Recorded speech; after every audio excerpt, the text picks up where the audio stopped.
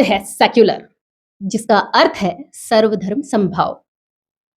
आखिर गौ माता को पूजने वाले और गाय को काटने वाले का धर्म एक कैसे हो सकता है? गौ माता को खाने वाले सचमुच सुअर होते हैं। जो भारत की जय ना बोले वो सेक्युलर होते हैं। सेक्युलर सारे मिलकर नासूर को पैदा करते हैं। सेक्युलर सारे मिलकर नासूर को पैदा करते हैं। अरे बेशर्मी का आलम ये तैमूर को पैदा करते हैं। बेशर्मी का आलम ये तैमूर को पैदा करते हैं। वंदे मातरम। जय हिंद, जय भारत। मित्रों, मैं कवि सौरभ जैन सुमन आप सभी का पुनः हार्दिक स्वागत करता हूं पोएट्री फार्म के इस अतुल्य मंच पर, इस अद्वितीय मंच पर। अतुल्य और अद्वितीय क्यों? क्योंकि यहाँ पर आप लोगों तक कूक पहुंचती है असली कविताओं की, उन कविताओं की जिनको आप लोगों तक पहुंचना चाहिए। जी हाँ, ऐसे न जाने कितने कवि हैं जो बहुत अच्छा लिख रहे हैं, लेकिन गुमनामियों के अंधेरे ने उनको कैद करके अपने पास रखा हुआ है। उस अंधेरे को चीरते हुए आप तक एक रोशनी की किरण लेकर के हम इस पोएट्री फार्म के माध्यम से आ रहे हैं। देश भर के कवि अपनी कविताएं आप तक पहुंचाने के लिए आतुर हैं, तो बस सुनते रहिए और हमारे साथ जुड़े रहिए पोएट्री फार्म के इस मंच पर। आज मैं जिस कवित्री को आप लोगों तक पहुंचाना चाहता हूं, उसकी आवाज में मनुबाई की खड़ग की जो खनखनाहट है, आप लोगों को वो महसूस होगी, वो अनुभूत होगी। हमारे बीच नेहा शर्मा नमन दिल्ली से आती हैं और पूरे हिंदुस्तान में इन दिनों बहुत ज्यादा चर्चित हैं, बहुत ज्यादा वायरल हैं। आज पोएट्री फार्म के इस मंच से जब आप उनको सुनेंगे, तब आप लोगों को लगेगा कि हिंदुत्व को समर्पित जब एक कवित्री खड़ग उठाती है अपने शब्दों की, तो वो किस प्रकार से अपनी बातें आप तक पहुंचाने में सक्षम होती है और किस प्रकार से मां भारती की वंदना करने के लिए सक्षम होती है। तो आइए एक बार जोरदार तालियों से आमंत्रित करते हैं नेहा शर्मा नमन। आप सभी को बहुत बहुत नमस्कार। पोइट्री फॉर्म के इस प्लेटफॉर्म से, जहां से नवोदित एवं स्थापित कवियों को इतना अच्छा मौका सौरभ जैन सुमन जी दे रहे हैं, वो हार्दिक साधुवाद के पात्र हैं। चाहे धर्म हो या शास्त्र, चाहे मंदिर हो या देवालय, चाहे प्रॉपर्टी हो या बेटी, इन सब की रक्षा बिना शस्त्रों के संभव नहीं है। प्रभु श्री राम जब वनवास के लिए गए थे, तब वो अपने साथ धन दौलत लेकर नहीं गए थे। वो केवल एक चीज लेकर गए थे, हाथों में धनुष बाण। इसीलिए सभी सनातनियों, करो शस्त्रों का अनुसंधान। शिव शंकर डमरू वाले त्रिशूल को धारण करते हैं। हनुमान जी गदा को लेकर खूब दनादन करते हैं। शिव शंकर डमरू वाले त्रिशूल को धारण करते हैं। हनुमान जी गदा को लेकर खूब दनादन करते हैं। ये मत भूलो दुर्गा जी भी करती सिंह सवारी है।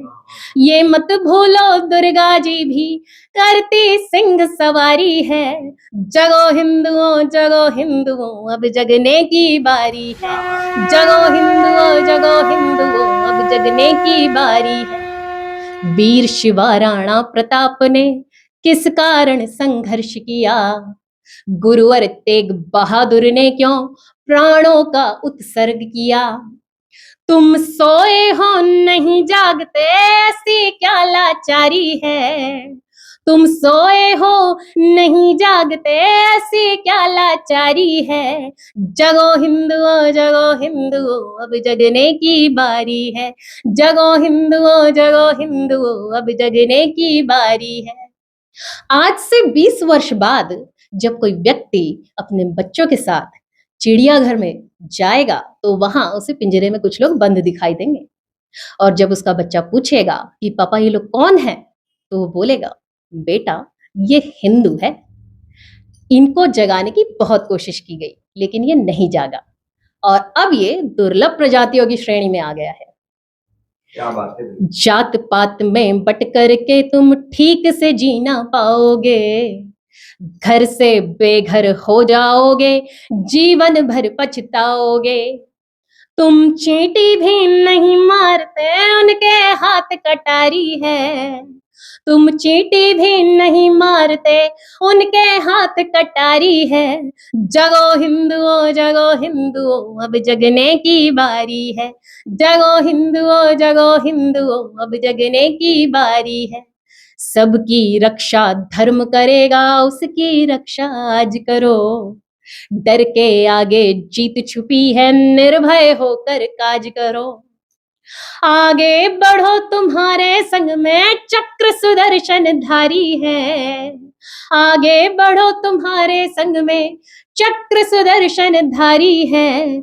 जगो हिंदुओं अब जगने की बारी है।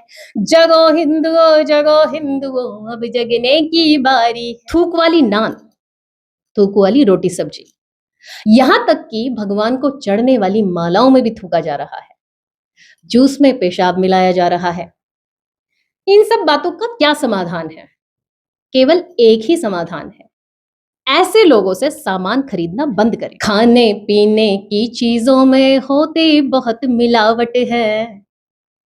केमिकल का यूज हो रहा, चारों ओर गिरावट है। जागो ग्राहक जागो हिंदू, वरना तुम पछताओगे। जागो ग्राहक जागो हिंदू, वरना तुम पछताओगे। थूक लगी सब्जी मत खाओ, ये खतरे की आहट है। थूक लगी सब्जी मत खाओ, ये खतरे की आहट है। और मैं ऐसे लोगों से कहना चाहती हूं कि वो प्रधानमंत्री मोदी जी के स्वच्छता अभियान में सहयोग करें। थूक नहीं अमृत बांटो तुम, सुख से रोटी खाने दो। मुक्त गगन में राष्ट्र पताका लहर लहर लहराने दो। थूक चटाकर अपना तुम फिर जन्नत ना जा पाओगे। थूक चटाकर अपना तुम फिर जन्नत ना जा पाओगे। अरे मोदी जी अगर बुरे हैं तो योगी जी को आने दो। मोदी जी अगर बुरे हैं तो योगी जी को आने दो। एक शब्द है सेक्युलर, जिसका अर्थ है सर्वधर्म समभाव। आखिर गौ माता को पूजने वाले और गाय को काटने वालों का धर्म एक कैसे हो सकता है? गौ माता को खाने वाले सचमुच सुअर होते हैं। जो भारत की जय ना बोले वो सेक्युलर होते हैं।